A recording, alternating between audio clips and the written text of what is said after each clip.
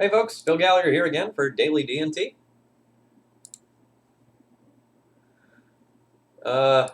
We have a hand with way too much equipment, but I'll be keeping this one.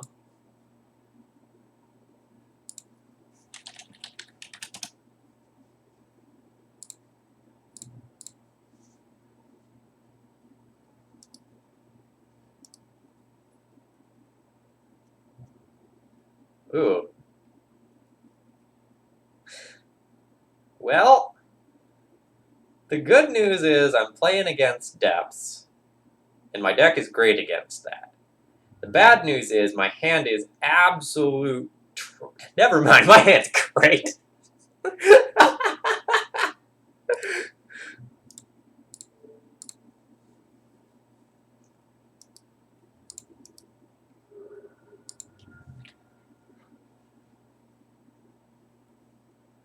17 more turns till we win.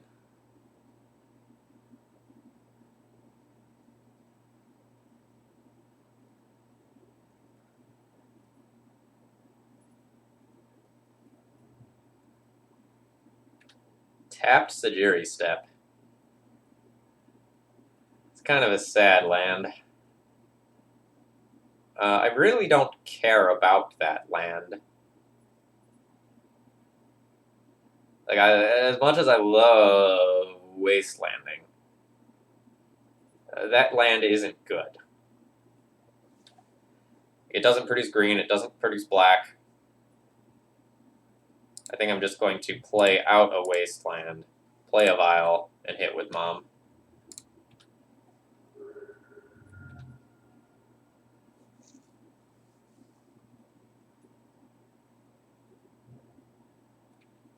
Ah, yes. Legacy staple colony garden. Get in here.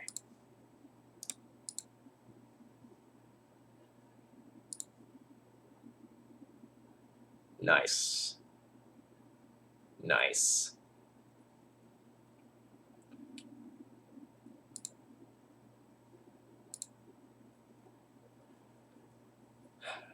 Does this change my mind and make me want a wasteland?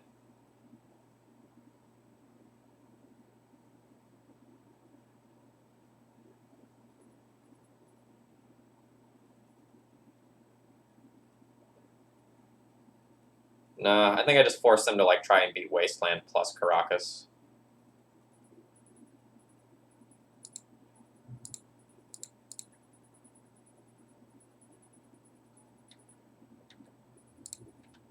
Because if things are safe, I would consider tapping out to play Sword of Fire and Ice.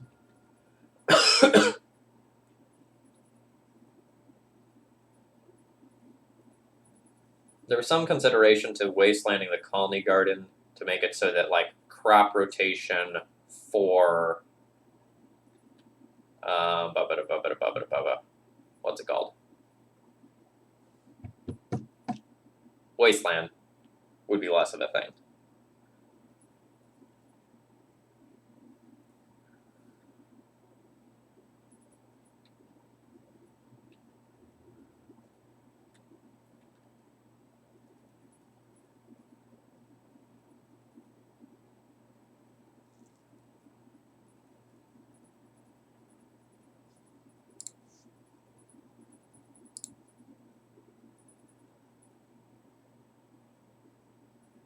So if my opponent ghost quarters themselves, they could take my Thalia off the table.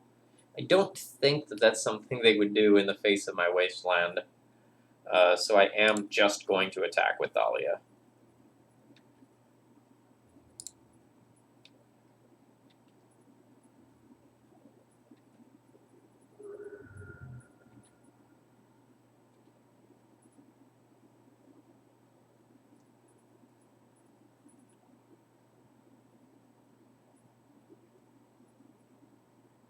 So Elvish Reclaimer means that my opponent can start cycling their lands into other things.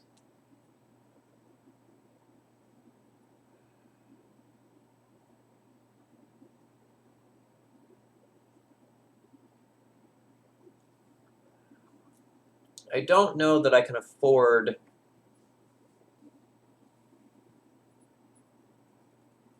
tapping out for Sword of Fire and Ice. It's definitely questionable. But I need more than what I have currently, or I'm just going to lose to the combo a couple turns down the line.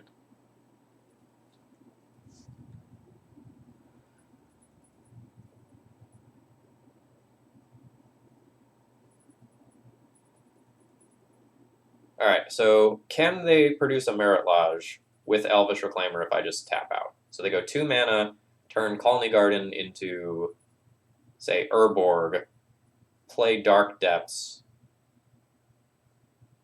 tap those 2, play Hexmage. They could theoretically do it. It requires a lot of very specific cards. Well, not a lot. I think I'm just going to play a land out and pass. I think dragging this game on is going to favor me.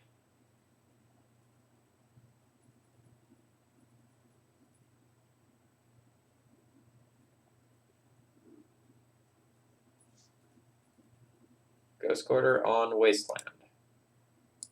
Sure.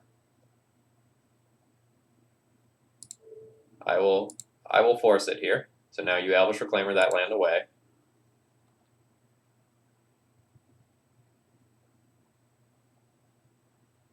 Presumably get a Wasteland. No, get an Urborg. Okay.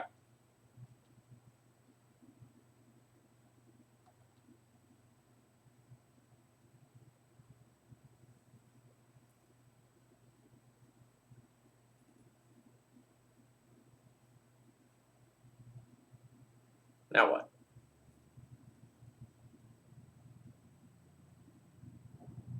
Okay, so you had another Wasteland, I see. Sure, that's fine.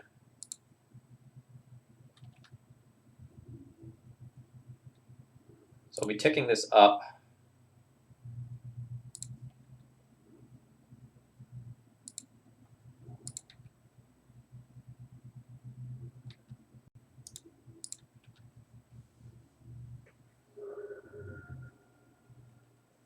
Hand not really working out great. I have a lot of wonderful draws, but my opponent's probably making a 20-20 this turn.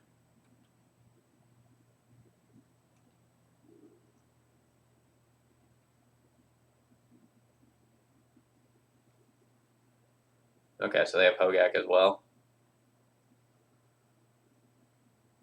That is a powerful turn. The fact that that thing has Trample, also rough.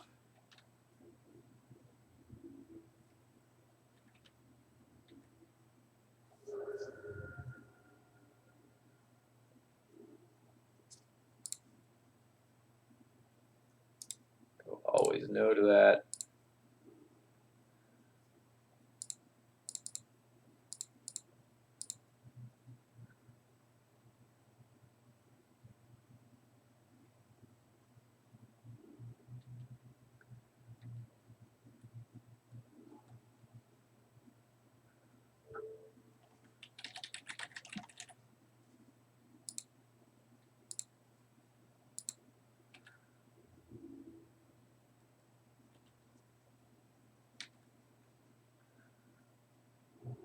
Gotta play it cool, act like I'm not dead. Cabal Therapy resolves. You should know my cards from the beginning of the game.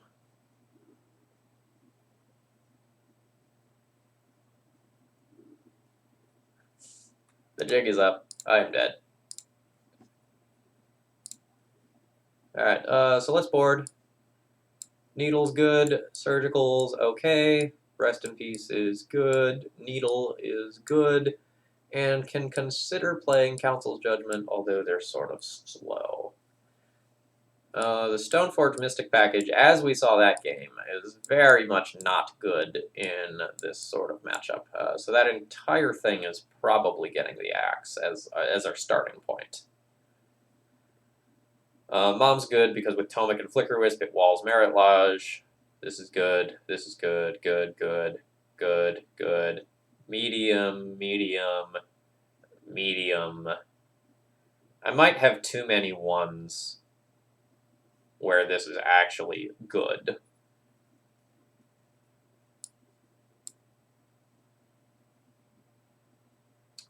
Like, my Swords to Plowshares and Paths are cards that I care about a lot, as is Needle, and Surgical's fine. I might have a high enough density where this isn't just great, especially since so many of their cards are creature-based, and it dodges Prelate.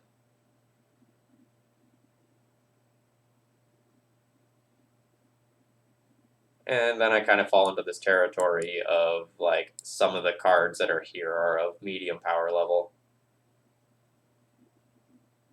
and get to be somewhat situational.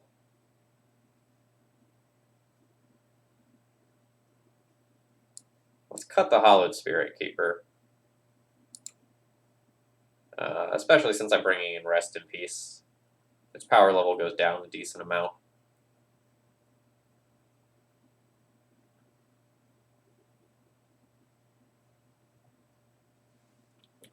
Note this matchup is a landslide in my favor.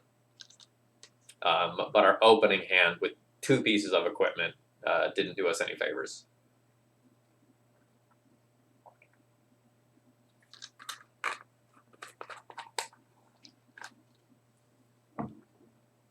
We didn't really have a fast clock to back up the disruption that I did have.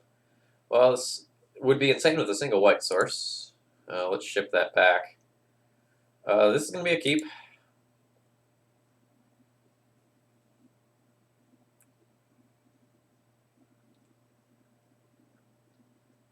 I'm going to send back the second copy of Caracas. I'll be looking to draw something that's a clock. I have a ton of disruption.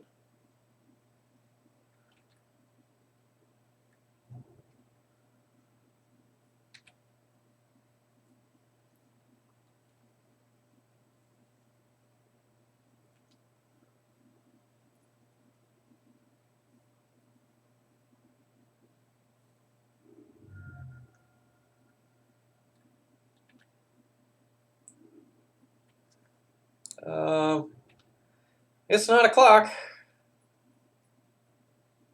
but it is a little bit annoying.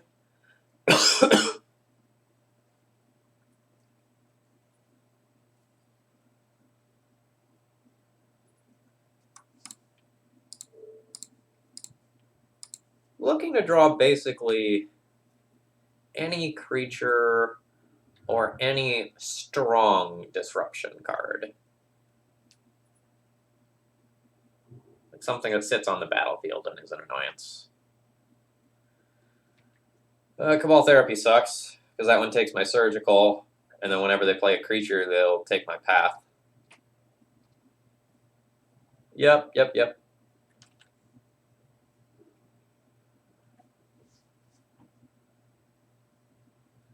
And now I get to play the guessing game.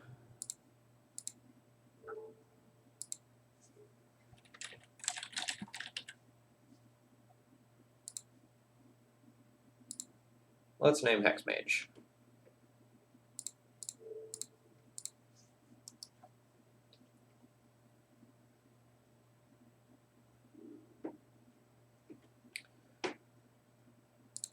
Well, to continue to make land drops, I'll play that out. Like, my opponent already knows about it, so they're going to play around it to the extent that they possibly can.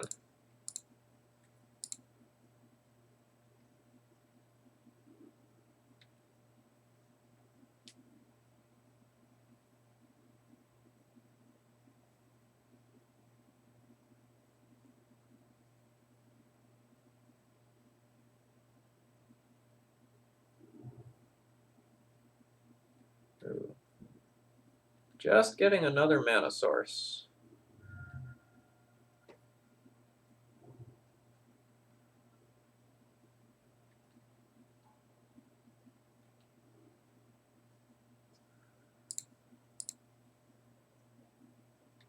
Force of Vigor. That's very good to know about.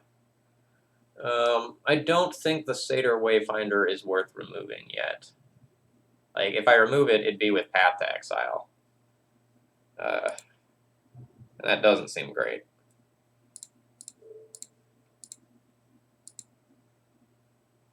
Otherwise, I like Swords to Plowshare it in order to keep my Path to Exile.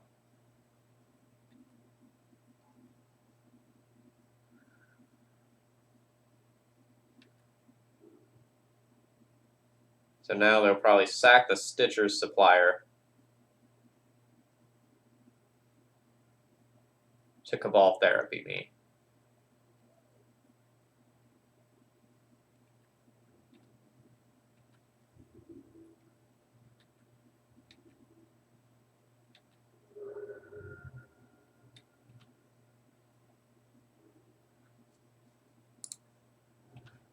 So much flooding!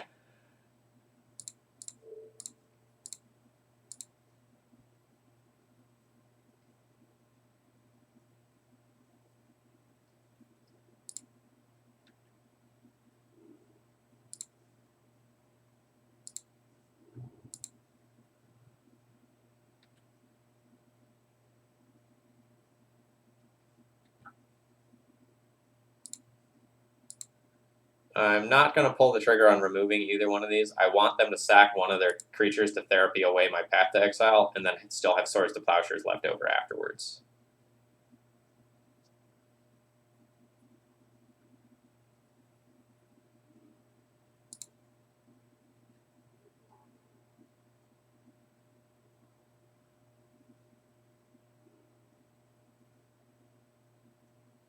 Interesting.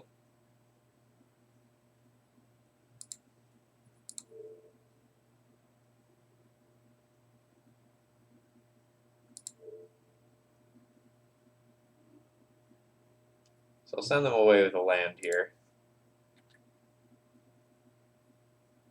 And let's see if they guess Swords to Plowshares. If they do, they can have it.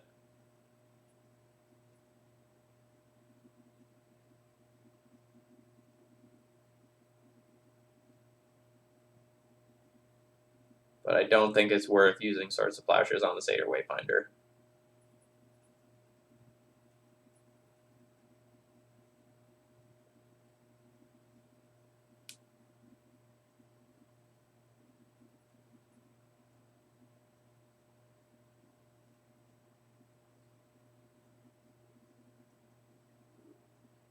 Yep, alright, they got it. It makes sense for them to name it. But I've kind of got to play the odds since I'm flooding here.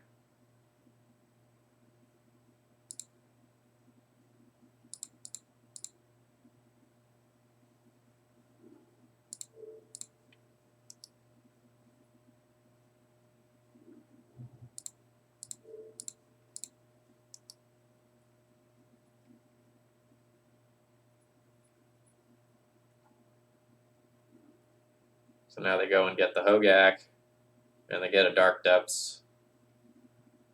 They get to go and recast this guy.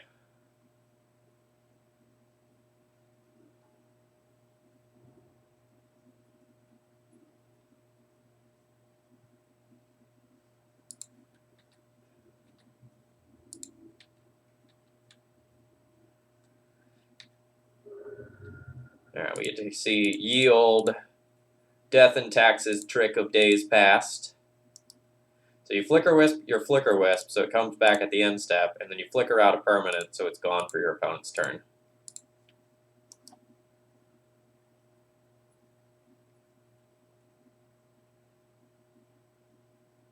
So I think yeah, I just got to take that. I think a lot of the worlds where I win involve me drawing something good this turn. That doesn't really count. Because my opponent's ahead on the clock right now.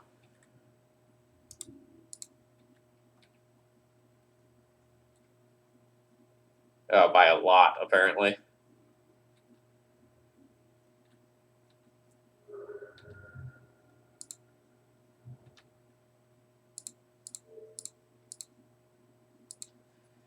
I'm fine if I answer the Hogaak. But it needs to be this turn or I die.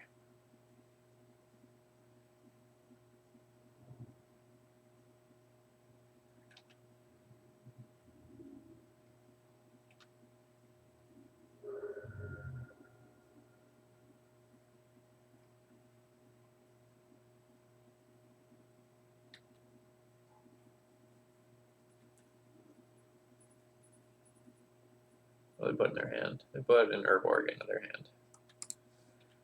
Alright.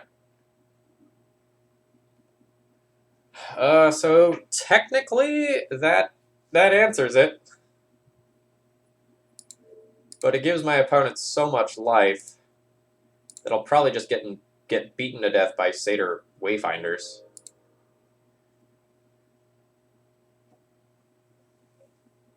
Like, I think I need to trade one, so I only take 2 damage, and then try to draw something that stonewalls this.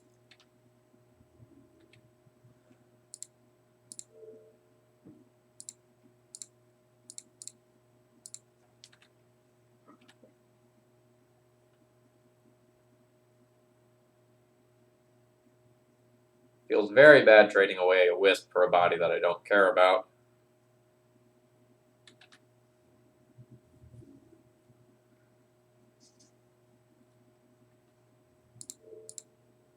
I think I'm dead. I think my opponent has another Hogaak. There's nothing I can do about it. So there you go, like Fet Dryad Arbor, then play Hogaak.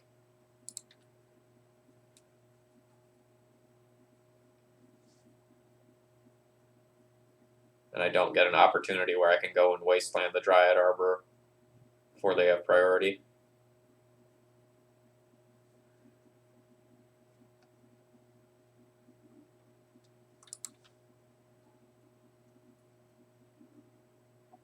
If that's just too slow, and I die to trample. GG. Like, I flooded out very badly that time. Again, matchup's great because that deck has so hard of a time beating an active Caracas. And the rest of our deck is just great against them. But game 1, I was just equipment heavy and didn't have anything to do and no pressure. And then game 2, I had all the answers, but again, no pressure to speak of until I had the Wisps, but it was kind of too late at that point. All right, folks, I hope you've enjoyed this session of Daily D&T, and if you did, please consider supporting it. This is currently the last video of Daily D&T that's funded. Cheers!